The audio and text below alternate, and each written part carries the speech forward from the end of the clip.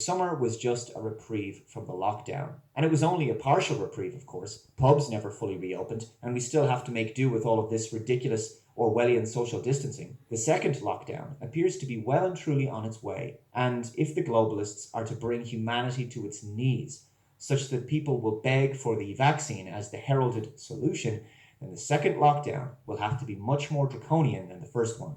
Here in Ireland, Minister for Health Stephen Donnelly has recently warned us pandemic is close to having us lock down the country again, and we already have 3 counties in lockdown. Despite us now living in a case-demic and not an actual pandemic, that's assuming that a more serious virus doesn't suddenly come out of nowhere. Taiwan, New Zealand, Australia, they took their experience and actually prepared, and so they moved a lot faster. So we, we'll have to prepare for the next one. That, I'd say is will get attention this time.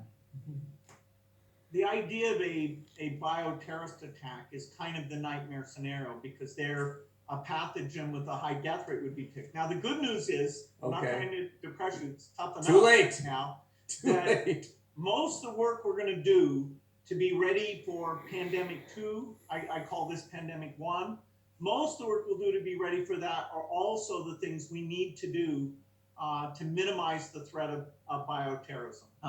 So we, we'll have to prepare for the next one. That, I'd say is will get attention this time.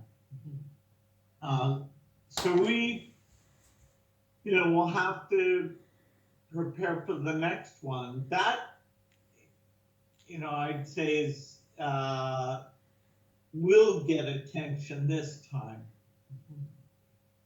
That, I'd say is will get attention this time. That, I'd say is will get attention this time.